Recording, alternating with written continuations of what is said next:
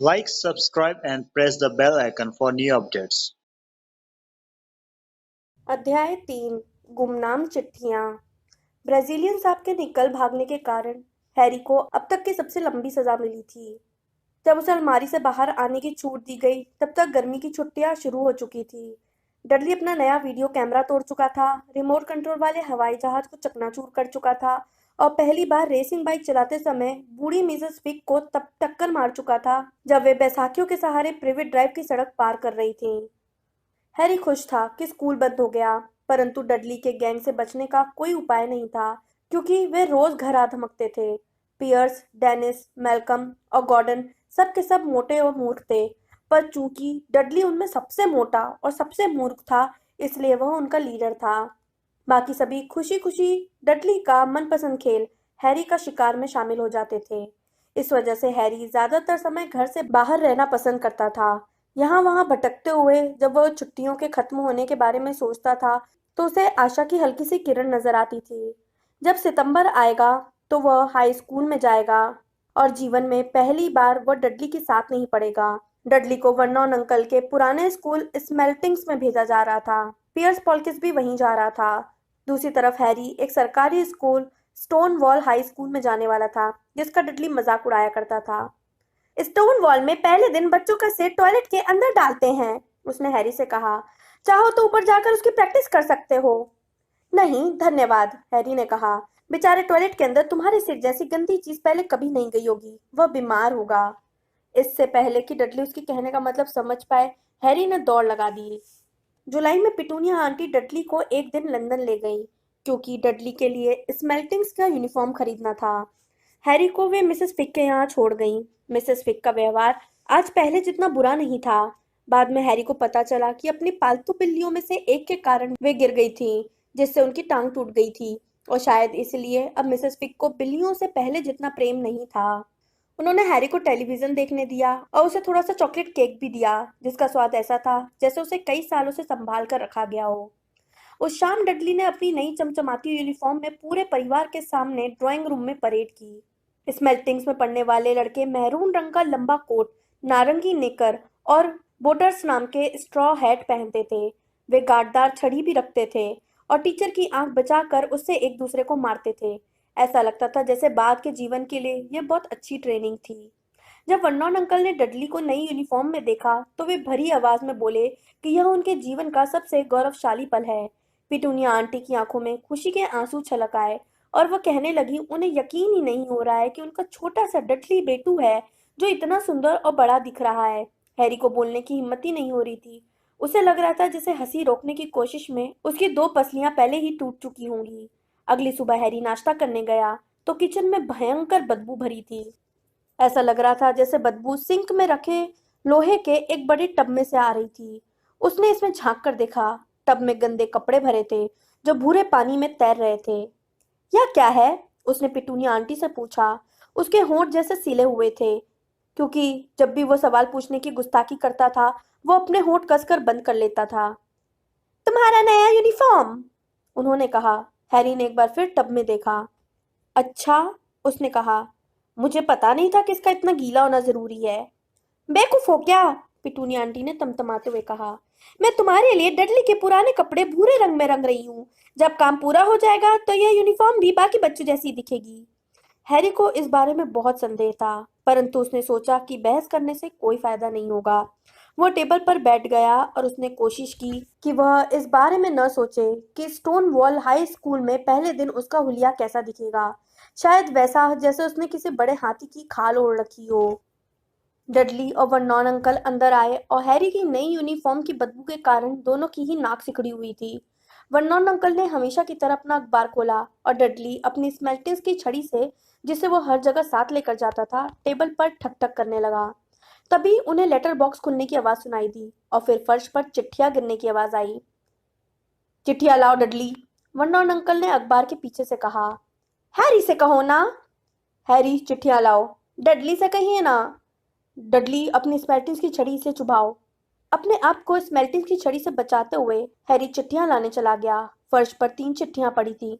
Vernon uncle की बहन मार्च का पोस्टकार्ड, जो ऑयल ऑफ वाइट पर छुट्टियां मनाने गई थी। एक भूरा लिफाफा जो शायद कोई बिल था और एक चिट्ठी हैरी के नाम। हैरी ने चिट्ठी उठाई और उसे गौर से देखा। उसका दिल किसी बड़े रबर बैंड की तरह उछल रहा था। जिंदगी में किसी ने भी कभी भी उसे चिट्ठी नहीं लिखी थी। उसे कौन चिट्ठी लिखता? उसके न तो दोस्त थे न ही रिश्तेदार। वो किसी लाइब्रेरी का मेंबर भी नहीं था, इसलिए उसे किताबें लौटाने के बारे में अपमानजनक पत्र भी नहीं मिल सकते थे। बहरहाल उसके सामने एक चिट्ठी थी और पते से यह साफ जाहिर था कि इसमें कोई गलती की गुंजाइश ही नहीं थी। मिस्टर एच पॉटर, सीढ़ियों के नीचे वाली अलमारी, 4 प्रिविट ड्राइव, लिटिल विंगिंग सरे। लिफाफा मोटा और भारी था तथा पीले चमड़े के कागज से बना था और उस पर हरी स्याही में पता लिखा था। लिफाफे पर एक भी टिकट नहीं लगा था। लिफाफे को पलटते समय उसके हाथ कांपने लगे। हैरी ने देखा कि लिफाफे के पीछे जामुनी मोम की मोहर लगी थी और एक मोनो बना था। मोनो में एक शेर, एक चील, एक बिज्जू और एक सांप थे और बीच में बड़ा सा एच लिखा हुआ था। जल्दी करो लड़के, वर्नॉन अंकल किचन से चीखे। तुम क्या कर रहे हो? कहीं चिट्ठी में रखे बम की जांच तो नहीं करने लगे? वे अपने मजाक पर खुद ही हंस पड़े। हैरी किचन में वापस आया। वो अब भी अपनी चिट्ठी को घूर रहा था। उसने वर्नॉन अंकल को बिल और पोस्टकार्ड दे दिए, फिर बैठकर धीरे से अपना पीला लिफाफा खोलने लगा। वर्नॉन अंकल ने बिल वाला लिफाफा खोला, उसे नफरत से पढ़ा और फिर पोस्टकार्ड पर निगाह डाली। मार्ज बीमार है, उन्होंने पिटूनिया आंटी को बताया। उसने बासी मछली खा ली थी। डैड! डडली अचानक चिल्लाया। डैड, हैरी के पास कुछ है। हैरी इस समय अपनी चिट्ठी खोलने ही वाला था, जो लिफाफे की तरह ही चमड़े के भारी कागज पर लिखी गई थी। परंतु तभी वर्नॉन अंकल ने उसके हाथ से चिट्ठी तेजी से छीन ली। यह मेरी चिट्ठी है, हैरी ने कहा और उसे वापस छीनने की कोशिश की। तुम्हें चिट्ठी कौन लिखेगा? वर्नॉन अंकल ने ताना मारते हुए कहा। उन्होंने एक हाथ से चिट्ठी खोली और उस पर नजर दौड़ाई। ट्रैफिक लाइट जितनी तेजी से रंग बदलती है, इससे भी ज्यादा तेजी से उनका चेहरा लाल से हरा हो गया। और बात यहीं पर खत्म नहीं हुई। कुछ ही सेकंड में उनका चेहरा बासी दलिये की तरह भूरा सफेद हो गया। प, प, पेटूनिया, उन्होंने हाँफते हुए कहा। डडली चिट्ठी छीनने की कोशिश कर रहा था ताकि उसे पढ़ सके, परंतु वर्नॉन अंकल ने चिट्ठी इतनी ऊंची पकड़ रखी थी कि वह उसकी पहुंच से दूर थी। पिटूनिया आंटी ने उत्सुकता से चिट्ठी ली और पहली लाइन पढ़ी। एक पल के लिए तो ऐसा लगा जैसे वे बेहोश होने वाली हों। उन्होंने अपना गला पकड़ लिया और दम घुटने जैसी आवाज निकाली। वर्नॉन! हे भगवान! वर्नॉन! वे एक दूसरे की तरफ एकटक देखते रहे। वे भूल गए थे कि हैरी और डडली अब भी उसी कमरे में थे। डडली को यह सहन करने की आदत नहीं थी कि उसकी तरफ ध्यान न दिया जाए। उसने अपनी स्मेल्टिंग की छड़ी अपने डैडी के सिर पर खट से मारी। मैं चिट्ठी को पढ़ना चाहता हूँ, वह जोर से चिल्लाया। हैरी ने बौखलाते हुए कहा, मैं इसे पढ़ना चाहता हूँ क्योंकि यह मेरी चिट्ठी है। दोनों बाहर निकल जाओ, वर्नॉन अंकल ने चिट्ठी को लिफाफे के अंदर ठूसते हुए कहा। हैरी हिला भी नहीं। मुझे मेरी चिट्ठी चाहिए, वह चिल्लाया। मुझे चिट्ठी पढ़ने दो, डडली चीख रहा था। बाहर, वर्नॉन अंकल गरजे। इसके बाद उन्होंने हैरी और डडली की गर्दन पकड़ी और उन्हें हॉल में फेंक दिया और किचन का दरवाजा धड़ाम से बंद कर दिया। हैरी और डडली में तत्काल एक जोरदार परंतु खामोश लड़ाई होने लगी कि चाबी के छेद में से कौन सुनेगा। डडली इस लड़ाई में जीत गया और इसलिए हैरी, जिसके एक कान पर उसका चश्मा लटक रहा था, पेट के बल लेटकर उस दरार में से सुनने लगा जो दरवाजे और फर्श के बीच थी। वर्नॉन, पिटूनिया आंटी कांपती आवाज में कह रही थी, पता देखो, उन्हें कैसे मालूम वो कहाँ सोता है? कहीं ऐसा तो नहीं वे घर पर नजर रख रहे हो? नजर रख रहे हो, जासूसी कर रहे हो, पीछा कर रहे हो, कुछ भी हो सकता है, वर्नॉन अंकल बहुत परेशान आवाज में बोले। परंतु वर्नॉन, हम क्या करें? इसका जवाब दे, यह कह दें कि हम नहीं चाहते। हैरी को दिख रहा था कि वर्नॉन अंकल के चमकते काले जूते किचन में इधर से उधर जा रहे थे। नहीं, उन्होंने फैसला करते हुए कहा। नहीं, हम इसकी तरफ ध्यान नहीं देंगे। अगर उन्हें कोई जवाब नहीं मिलेगा तो हाँ, यही सबसे अच्छा रहेगा। हम कुछ भी नहीं करेंगे। पर मैं अपने घर में उस तरह की कोई चीज नहीं चाहता, पिटूनिया। जब हमने उसे घर में रखा था तो हमने उस वक्त कसम खाई थी कि हम इस खतरनाक बेवकूफी को बंद कर देंगे। उस शाम को ऑफिस से लौटने के बाद वर्नॉन अंकल ने एक ऐसा काम किया जो उन्होंने पहले कभी नहीं किया था। वे हैरी की अलमारी में उससे मिलने गए। जैसे ही वर्नॉन अंकल दरवाजे में जैसे तैसे घुसकर अंदर आए, हैरी ने पूछा, मेरी चिट्ठी कहाँ है? मुझे किसने चिट्ठी लिखी थी? किसी ने नहीं। उस पर गलती से तुम्हारा नाम लिखा था, वर्नॉन अंकल ने रूखेपन से कहा। मैंने चिट्ठी जला दी है। कहीं कोई गलती नहीं थी, हैरी ने गुस्से से कहा। उस पर मेरी अलमारी का पता लिखा था। चुप रहो, वर्नॉन अंकल इतनी जोर से चीखे कि छत में से 2 मकड़ियां नीचे गिर पड़ी। कई गहरी सांस लेने के बाद वर्नॉन अंकल ने अपने चेहरे को मुस्कुराने के लिए मजबूर किया, जो बहुत कष्ट में दिख रहा था। अच्छा, हाँ, हैरी, इस अलमारी के बारे में। तुम्हारी आंटी और मैं सोच रहे थे, अब तुम्हारे हिसाब से ये अलमारी छोटी पड़ने लगी है। हमने सोचा अच्छा यही रहेगा कि तुम डडली के दूसरे बेडरूम में रहने लगो। क्यों? हैरी ने कहा। सवाल मत पूछो, अंकल ने घुर्राते हुए कहा। अपना सामान ऊपर ले जाओ, अभी। डर्सली परिवार के घर में 4 बेडरूम थे। एक वर्नॉन अंकल और पिटूनिया आंटी के लिए, दूसरा मेहमानों के लिए, आमतौर पर वर्नॉन अंकल की बहन मार्ज, तीसरा जिसमें डडली सोता था, और चौथा जहाँ डडली अपने खिलौने और वे सारी चीजें रखता था जो उसके पहले बेडरूम में नहीं समा पाती थी। हैरी को अपना पूरा सामान अलमारी से इस कमरे तक ले जाने में सिर्फ एक ही चक्कर लगाना पड़ा। वो बिस्तर पर बैठा और उसने अपने चारों तरफ देखा। यहाँ रखी लगभग हर चीज टूटी फूटी थी। 1 महीने पुराना वीडियो कैमरा उस छोटे और सही सलामत टैंक के ऊपर पड़ा था, जिसे एक बार डडली ने पड़ोसी के कुत्तों के ऊपर चढ़ा दिया था। कोने में डडली का पहला टेलीविजन रखा था, जिसे उसने उस दिन लात मारकर तोड़ दिया था जब उसका मनपसंद सीरियल नहीं आया था। पक्षी रखने का एक बड़ा सा पिंजरा भी था, जिसमें कभी एक तोता रहता था, जिसकी अदला बदली करके डडली ने स्कूल के एक दोस्त से असली एयर राइफल ले ली थी। वह राइफल शेल्फ के ऊपर रखी थी और उसका कोना बुरी तरह चिपका हुआ था, क्योंकि डडली उस पर बैठ गया था। बाकी की शेल्फों में किताबें रखी थी। कमरे में बस किताबें ही ऐसी दिख रही थी जैसे उन्हें कभी छुआ ही नहीं गया था। नीचे से डडली के अपनी माँ पर चिल्लाने की आवाज आ रही थी। मैं नहीं चाहता कि वो वहां रहे, मुझे मेरा कमरा चाहिए, उसे वहां से बाहर निकालो। हैरी ने आ भरी और बिस्तर पर लेट गया। कल तक यहाँ रहने के लिए वह सब कुछ दे सकता था, पर आज वह बिना चिट्ठी के इस कमरे में रहने के बजाय चिट्ठी के साथ उस अलमारी में वापस लौटने के लिए तैयार था। अगली सुबह नाश्ते की टेबल पर सब चुप थे। डडली सदमे में था। वह चीखा था, चिल्लाया था, अपने डैडी को अपनी स्पेल्टिंग की छड़ी से मारा था, बीमारी का नाटक किया था, अपनी माँ को लाते मारी थी, ग्रीन हाउस की छत से अपने कछुए को फेंका था, और इस सब के बाद भी उसे अपना कमरा वापस नहीं मिला। हैरी गुजरे हुए कल के इसी समय के बारे में सोच रहा था और दुखी हो रहा था कि काश उसने हॉल में ही अपनी चिट्ठी पढ़ ली होती। वो नॉन अंकल और पिटूनिया आंटी एक दूसरे की तरफ रहस्यपूर्ण ढंग से देख रहे थे। वर्नॉन अंकल हैरी से अच्छा व्यवहार करने की कोशिश कर रहे थे, और जब डाक आई तो उन्होंने डडली को डाक लेने भेजा। डडली पूरे हॉल में स्मेल्टिंग्स की छड़ी से हर चीज को ठोकता हुआ गया। फिर वह चिल्लाया, एक और चिट्ठी आई है, मिस्टर एच पॉटर, सबसे छोटा बेडरूम 4 प्रिवेट ड्राइव। दबी हुई चीख के साथ वर्नॉन अंकल कुर्सी से उछले और उन्होंने हॉल में दौड़ लगा दी। हैरी उनके ठीक पीछे दौड़ रहा था। डडली के हाथ से चिट्ठी छीनने के लिए वर्नॉन अंकल को उसे जमीन पर गिराना पड़ा। यह काम और भी ज्यादा मुश्किल इसलिए हो गया क्योंकि हैरी ने पीछे से हाथ डालकर वर्नॉन अंकल की गर्दन पकड़ ली थी। 1 मिनट की उठापटक के बाद, जिसमें से हर एक को स्मेल्टिंग्स की छड़ी कई बार पड़ी, वर्नॉन अंकल सीधे खड़े हुए। वे हाँफ रहे थे और हैरी की चिट्ठी उनके हाथ में थी।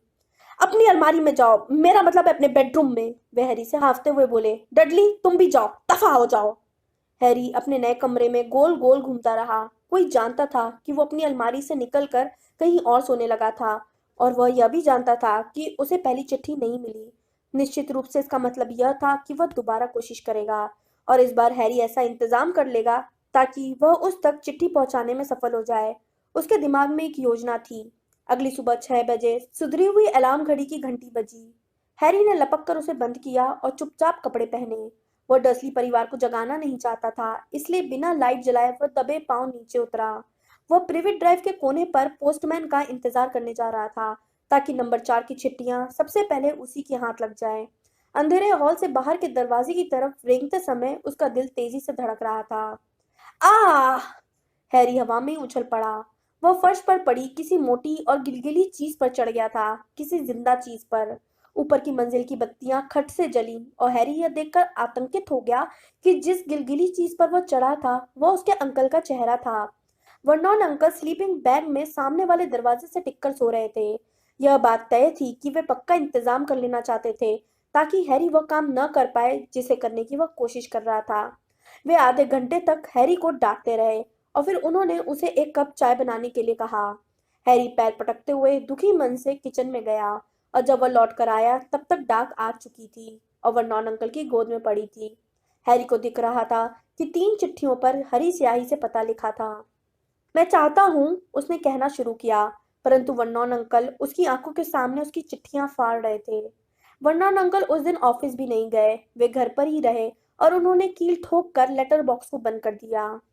देखो, मुंह में कील भरी होने के बावजूद वे पिटूनिया आंटी को समझा रहे थे, जब वे लोग चिट्ठियां नहीं पहुंचा पाएंगे तो हार मान लेंगे। वर्नॉन, मुझे नहीं लगता कि वे इतनी आसानी से हार मानेंगे। अरे, वे लोग तुम्हारी और मेरी तरह थोड़ी सोचते हैं। उनके सोचने का ढंग बहुत अजीब होता है, वर्नॉन अंकल ने कहा, और फिर उन्होंने एक कील को फ्रूट केक के उस टुकड़े से ठोकने की कोशिश की जो पिटूनिया आंटी उनके खाने के लिए लाई थी। शुक्रवार को हैरी के नाम की 12 चिट्ठियां आ गईं। जब चिट्ठियां लेटर बॉक्स में से अंदर नहीं घुस पाई तो उन्हें दरवाजे के नीचे से सरका कर अंदर डाला गया। कुछ चिट्ठियों को किनारे की दरारों से और कुछ को तो नीचे वाले बाथरूम के रोशनदान से अंदर डाला गया। वर्नॉन अंकल उस दिन भी घर पर ही रहे। सारी चिट्ठियों को जलाने के बाद उन्होंने हथौड़ी और कीलें उठाकर अगले और पिछले दरवाजों की सारी दरारें बंद कर दी। अब कोई अंदर तो क्या, बाहर भी नहीं जा सकता था। काम करते करते वे टिप्टो थ्रू द ट्यूलिप्स गुनगुना रहे थे और जरा जरा सी आवाज पर चौंक रहे थे। शनिवार को स्थिति नियंत्रण से बाहर होने लगी। हैरी के नाम की 24 चिट्ठियां घर के अंदर घुस आईं, जो 2 दर्जन अंडों के भीतर एक एक करके मोड़ कर छुपाई गई थी। उनका दूध वाला बहुत परेशान दिख रहा था जब उसने यह अंडे ड्राइंग रूम की खिड़की से पिटूनिया आंटी को दिए। वर्नॉन अंकल गुस्से से पागल होकर पोस्ट ऑफिस और डेयरी में फोन लगा रहे थे ताकि उन्हें कोई सही आदमी मिल जाए जिससे वे इसकी शिकायत कर सके। इस बीच पेटूनिया आंटी ने अपनी मिक्सी में वे चिट्ठियां पीस डाली। आखिर दुनिया में ऐसा कौन है जो तुमसे कुछ कहने के लिए इतना छटपटा रहा है? डडली ने हैरी से आश्चर्य से पूछा। रविवार की सुबह नाश्ते की टेबल पर वर्नॉन अंकल थके हुए और थोड़े बीमार से दिख रहे थे, परंतु वे खुश थे। इतवार को डाक नहीं आती, उन्होंने अखबार पर मुरब्बा लगाते हुए खुशी खुशी याद दिलाया। आज कोई बेहुदा चिट्ठी नहीं आ सकती। जब वे बोल रहे थे तभी किचन की चिमनी से कोई चीज सरसराती हुई नीचे आई और उनके सिर के पिछले हिस्से पर चटाक से पड़ी। अगले ही पल अंगीठी से 30 या 40 चिट्ठियां गोलियों की तरह बरसने लगी। बाकी सभी ने अपने सिर झुका लिए, परंतु हैरी चिट्ठी पकड़ने के लिए हवा में उछला। बाहर जाओ, बाहर जाओ! वर्नॉन अंकल ने हैरी को कमर से पकड़ा और बाहर हॉल में फेंक दिया। जब पिटूनिया आंटी और डडली अपने चेहरों पर हाथ रखकर बाहर निकल रहे थे तो वर्नॉन अंकल ने दरवाजा धड़ाम से बंद कर दिया। दरवाजा बंद होने के बाद भी बाहर से वे सुन सकते थे कि चिट्ठियां अब भी कमरे में तैरती हुई घुस रही थी और दीवारों तथा फर्श से टकरा रही थी। बहुत हो गया, वर्नॉन अंकल ने कहा। वे शांत लहजे में बोलने की कोशिश कर रहे थे, परंतु बोलते समय अपनी मूंछ के बाल लगातार उखाड़ते जा रहे थे। 5 मिनट में तुम सब चलने के लिए तैयार हो जाओ। हम लोग यहाँ से दूर जा रहे हैं। सिर्फ कुछ कपड़े पैक कर लो, कोई बहस नहीं। अपनी आधी मूंछ के बिना वे इतने खतरनाक दिख रहे थे कि उनसे बहस करने की किसी की हिम्मत नहीं हुई। 10 मिनट बाद वे लोग कीलों से बंद दरवाजों को झटके से खींचते हुए बड़ी मुश्किल से बाहर आए, कार में बैठे और कार हाईवे पर हवा से बातें करने लगी। डडली पिछली सीट पर सुबक रहा था। उसके डैडी ने उसे सिर पर मार दिया था क्योंकि अपने टेलीविजन, वीसीआर और कंप्यूटर को स्पोर्ट्स बैग में पैक करने में उसे कुछ ज्यादा ही समय लग रहा था। उनकी कार चलती रही और चलती रही, यहाँ तक कि पिटूनिया आंटी भी यह पूछने में डर रही थी कि वे लोग जा कहाँ रहे थे। बीच बीच में वर्नॉन अंकल झटके से गाड़ी को मोड़ लेते थे और कुछ समय तक विपरीत दिशा में कार चलाने लगते थे। जब वे झटके से गाड़ी को मोड़ते थे तो वे यह शब्द बुदबुदाते थे, पीछा करने वालों अब क्या करोगे, पीछा करने वालों अब क्या करोगे। दिन भर हो गया परंतु वे खाने पीने के लिए कहीं नहीं रुके। रात तक डडली दुखी होकर चिंघाड़ने लगा। उसकी जिंदगी में इतना बुरा दिन पहले कभी नहीं गुजरा था। वह भूखा था। उसके 5 मनपसंद टेलीविजन सीरियल छूट गए थे। यही नहीं, आज से पहले वो अपने कंप्यूटर पर किसी दुश्मन को मारे बिना इतने समय तक कभी नहीं रहा था। आखिरकार वर्नॉन अंकल एक गंदे से होटल के सामने रुके जो एक बड़े शहर के बाहरी हिस्से में था। डडली और हैरी एक ही कमरे में सोए जिसमें डबल बेड था और सिली हुई गंदी चादरें थीं। डडली खर्राटे भरने लगा पर हैरी जागता रहा। वह खिड़की की चौखट पर बैठकर नीचे से गुजरती हुई कारों की रोशनियां देख रहा था और सोच रहा था। अगले दिन नाश्ते में उन्होंने बासी कॉर्नफ्लेक्स और ठंडे डिब्बा बंद टमाटर के साथ टोस्ट खाए। उन्होंने नाश्ता खत्म ही किया था कि तभी होटल की मालकिन उनकी टेबल के पास आई। माफ कीजिए, परंतु क्या आप में से किसी का नाम मिस्टर एच पॉटर है? मेरे पास रिसेप्शन में इस तरह की लगभग 100 चिट्ठियां रखी हैं। उसने एक चिट्ठी दिखाई ताकि वे हरी स्याही में लिखा पता पढ़ सके। मिस्टर एच पॉटर, कमरा नंबर 17, रेलव्यू होटल, कोकवर्थ। हैरी ने चिट्ठी को झपटना चाहा, परंतु वर्नॉन अंकल ने उसके बड़े हुए हाथ को हटाकर एक तरफ कर दिया। मालकिन घूरती रही। मैं उन्हें ले लेता हूँ, वर्नॉन अंकल बोले और जल्दी से खड़े होकर वे उसके पीछे पीछे ड्राइंग रूम से बाहर चले गए। डियर, क्या ये बेहतर नहीं होगा कि हम घर लौट चलें? पिटूनिया आंटी ने कई घंटे बाद डरते डरते सुझाव दिया, परंतु ऐसा लगा जैसे वर्नॉन अंकल ने उनकी बात सुनी ही नहीं थी। वर्नॉन अंकल क्या चाहते थे यह उनमें से कोई भी नहीं जानता था। वर्नॉन अंकल उन्हें कार से जंगल के बीचों बीच ले गए। वहां कार से बाहर निकले, चारों तरफ देखा, अपना सिर हिलाया, दोबारा कार में बैठे और एक बार फिर चल पड़े। यही हाल ही में जुते हुए एक खेत के बीच, एक झूला पुल के बीचों बीच और एक बहुमंजिला कार पार्किंग में हुआ। डैडी पागल हो गए हैं, है ना? डडली ने पिटूनिया आंटी से देर शाम को ढीली आवाज में पूछा। वर्नॉन अंकल कार को समुद्र के किनारे पार्क करके और उन सभी को उसके अंदर लॉक करके कहीं चले गए थे। बारिश होने लगी थी। बड़ी बड़ी बूंदें कार की छत पर शोर मचाने लगी थी। डडली झींक रहा था। आज सोमवार है, वो अपनी माँ से बोला। द ग्रेट हेम्बर्टो आज रात आने वाला है। मैं किसी ऐसी जगह पर ठहरना चाहता हूँ जहाँ टेलीविजन हो। सोमवार, यह सुनकर हैरी को कुछ याद आया। अगर आज सोमवार था और टेलीविजन के कारण डडली से सप्ताह के दिनों के बारे में आमतौर पर कोई गलती नहीं हो सकती थी, तो कल यानी मंगलवार को हैरी का 11वां जन्मदिन है।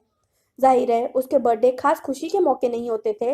पिछले साल डर्सली परिवार ने उसे कोट टांगने वाला हैंगर दिया था और वर्नॉन अंकल के एक जोड़ी पुराने मोजे भी। फिर भी कोई रोज रोज तो 11 साल का नहीं होता है। वर्नॉन अंकल वापस लौट आए थे और अब वे मुस्कुरा रहे थे। उनके हाथ में एक लंबा पतला पैकेट था और जब पिटूनिया आंटी ने उनसे पूछा कि वे क्या खरीद कर लाए हैं तो उन्होंने कोई जवाब नहीं दिया। बिल्कुल सही जगह मिल गई है, उन्होंने कहा। आ जाओ, सब बाहर निकल आओ। कार के बाहर बहुत ठंडक थी। वर्नॉन अंकल समुद्र के काफी भीतर एक बड़ी चट्टान की तरफ इशारा कर रहे थे। चट्टान के ऊपर एक छोटी सी झोपड़ी बनी हुई थी, जिससे बुरी झोपड़ी की आप कल्पना भी नहीं कर सकते। एक बात तो तय थी, यहाँ कोई टेलीविजन नहीं था। आज रात के लिए तूफान की भविष्यवाणी की गई है, वर्नॉन अंकल ने खुशी से दमकते हुए और ताली बजाते हुए कहा। और इस भले आदमी ने मेहरबानी करके हमें अपनी नाव उधार दे दी है। बिना दांतों वाला एक बूढ़ा आदमी धीमी गति से चलते हुए उनके पास आया। थोड़ी कुटिल मुस्कान के साथ उसने एक पुरानी नाव की तरफ इशारा किया, जो नीचे स्लेटी भूरे पानी में हिचकोले खा रही थी।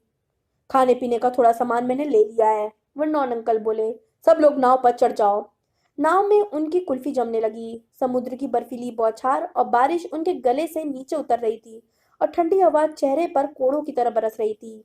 ऐसा लग रहा था जैसे घंटों बाद वे उस चट्टान तक पहुंचे, जहां से वर्नॉन अंकल फिसलते और लड़खड़ाते हुए टूटी फूटी झोपड़ी तक ले गए। अंदर की हालत बहुत भयानक थी। समुद्री शैवाल की बुरी बदबू आ रही थी। लकड़ी की दीवारों के बीच मोटी मोटी दरारों से हवा सीटी बजाती हुई आ रही थी और अंगीठी सीली व खाली थी। झोपड़ी में सिर्फ दो ही कमरे थे। वर्नॉन अंकल के खाने पीने के सामान में 4 केले और सबके लिए आलू का चिप्स का एक पैकेट ही था। उन्होंने आग जलाने की कोशिश की, पर चिप्स के खाली पैकेट सिर्फ धुआं निकाल कर ही सिकुड़ गए। ऐसे समय वो चिट्ठियां होती तो मजा आ जाता, है ना? वे खुशी खुशी बोले। वे बहुत अच्छे मूड में थे। जाहिर था वे सोच रहे थे कि इस तूफान में उन तक चिट्ठियां पहुंचाने कोई यहाँ तक नहीं आ सकता। हैरी मन ही मन इस बात से सहमत था, हालांकि इस विचार से उसे जरा भी खुशी नहीं हो रही थी। जब रात हुई तो भविष्यवाणी के अनुसार तूफान उनके चारों तरफ गरजने लगा। ऊंची लहरों की बौछारें झोपड़ी की दीवारों पर टकराने लगी और तूफानी हवा गंदी खिड़कियों को हिलाने लगी। पिटूनिया आंटी को दूसरे कमरे में कुछ सीले हुए कंबल मिल गए थे और उन्होंने दीमक लगे सोफे पर डडली के लिए बिस्तर लगा दिया था। वे और वर्नॉन अंकल अंदर वाले मोटे पलंग पर सोने चले गए और हैरी को उसके हाल पर छोड़ दिया गया कि वह फर्श पर सबसे नरम जगह ढूंढ ले और सबसे पतले तथा फटे कंबल के नीचे दुबक कर सो जाए। जब रात गहराने लगी तो तूफान और भी भयानक होता चला गया। हैरी सो नहीं सका। वह कांपता रहा, करवटें बदलता रहा और कोशिश करता रहा कि उसे थोड़ा आराम मिल जाए, परंतु उसका पेट भूख के मारे गुड़गुड़ कर रहा था। डडली के खर्राटे तूफान की आवाजों में दब गए, जो आधी रात के करीब शुरू हुआ। डडली की घड़ी उसकी मोटी कलाई पर सोफे से नीचे लटकी हुई थी और हैरी को उसके चमकते डायल से यह दिख रहा था कि 10 मिनट बाद वह 11 साल का हो जाएगा। वह लेटा रहा और देखता रहा कि उसका बर्थडे टिक टिक करके करीब आ रहा है। वह सोच रहा था कि क्या डर्सी परिवार को उसका बर्थडे याद रहेगा और यह भी कि चिट्ठियां लिखने वाला इस समय कहाँ होगा। 5 मिनट बचे थे। हैरी को बाहर किसी चीज के चरमराने की आवाज आई। उसे डर लगा कि कहीं छत टूट कर न गिर जाए। हालांकि ऐसा होने पर उसे अधिक गर्मी मिल जाएगी, इसमें कोई संदेह नहीं था। 4 मिनट बचे थे। शायद प्रिवेट ड्राइव के घर में अब तक इतनी सारी चिट्ठियां इकट्ठा हो गई होंगी कि जब वे वापस लौटेंगे तो वो किसी तरह से एक चिट्ठी चुराने में सफल हो जाएगा। 3 मिनट बचे थे। क्या यह समुद्र की आवाज थी जो इतनी बुरी तरह चट्टानों से टकरा रही थी? और 2 मिनट बचे थे। यह अजीब सी चटकने की आवाज कैसी थी? क्या कोई चट्टान समुद्र में गिर रही थी? 1 मिनट बचा था और फिर वो 11 साल का हो जाएगा। 30 सेकंड, 20, 10, 9। शायद उसे डडली को उठा देना चाहिए, सिर्फ उसे चिढ़ाने के लिए। 3, 2, 1, भड़ाम! पूरी झोपड़ी हिल गई। हैरी उठकर सीधा बैठ गया और दरवाजे को घूरने लगा। कोई बाहर खड़ा था और अंदर आने के लिए दरवाजा खटखटा रहा था।